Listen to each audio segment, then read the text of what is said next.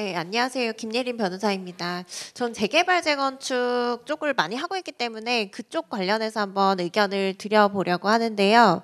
이 재개발 재건축 관련해서 사실 실무에서 봤을 때는 이제 조금씩 온기가 돈다라고 볼 수 있을 것 같아요. 그래서 금매나 이런 것들은 많이 소진이 됐고, 예전에 이제 제 세미나 할 때도 뭐 서울의 이제 주요 재개발들, 그래서 한남동이나 뭐 이런 곳들 지금 굉장히 프리미엄 조정 많이 돼서 나오니까 매수하셔도 좋다라고 말씀드렸었는데, 실제로 그런 금매들은 지금 거의 소진이 됐다라고 보시면 돼요. 이게 재개발 재건축 같은 경우에는 사실 상당히 규제 완화가 많았어요. 그래서 안전진단 완화라던가 뭐 제초안도 아직 통과는 안 되고 있지만 어쨌든 그 완화하는 방향으로 가겠죠.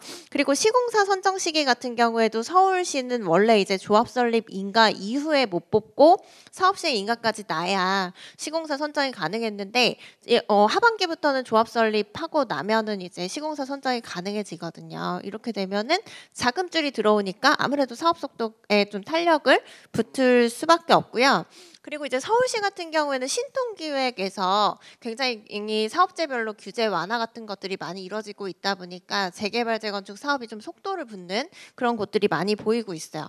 그리고 이제 이번 달만 하더라도 고도 제한 완화 관련해서 이슈가 있거든요. 그래서 서울시에서 아예 도시관리 계획을 바꿔서 남산 경관지구 일부를 좀 풀겠다라는 지금 의견을 밝혔고, 실제로 강서구나 양천구 이런 쪽들도 지금 고도 제한 완화하려고, 그리고 일부 이제 엊그저께 뭐 신월동에 뭐 7-1구역 이런 데들은 신통기획 그 안이 나왔는데 거기서 이제 고도 제한 완화해 주는 걸로 나왔기 때문에 뭐 이런 부분들이 계속 이제 좀 재건축 재개발 사업에 활기를 불어넣겠다라고 보이는데, 말씀하신 것처럼 제가 봤을 때도 이제 옥석 가리기가 굉장히 중요할 것 같아요. 그래서 모든 재개발 재건축 사업지라고 해서 투자 가치가 있다 이렇게 보기는 어렵고, 좀 지역별로 보시기도 해야겠고, 같은 단지라고 하더라도 그 주변의 수요나 이런 것들에 따라서 좀 가성비 있는 투자가 될 수 있게 그런 물건들을 좀 가리셔야 되는데, 이제 간혹 물어보시죠. 그래서 막 이런 뭐 단지를 한 10개를 주시면서 그 단지 중에서 투자해도 되는 게 어디가 좋겠냐 이렇게 물어보시는데, 제가 볼 때는 하나도 좋은 게 없는 경우들도 많아요. 예. 그래서 왜냐하면은 이제 같은 투자금이라고 했을 때 저희는 이제 그 단지나 뭐 어떤 지역을 많이 알고 있으니까 거기서 가장 가성비가 좋은 곳들을 뽑을 수가 있거든요. 근데 일반적으로는 그게 좀 어려우시다 보니까 좀 그런 부분들이 좀 전문가 도움 받으시는 게 좋겠다라는 생각이 들더라고요. 예를 들어서 이제 지난번에도 한번 메이플자이 관련해서 심판포 4지구거든요. 그래서 여기 이제 그 평당 한 8천만 원 정도 조합원 분양을 받을 수 있는 물건이 있는데 이거 매수를 하는 게 어떻겠냐라고 물어보셨어요. 몇 개월 전에.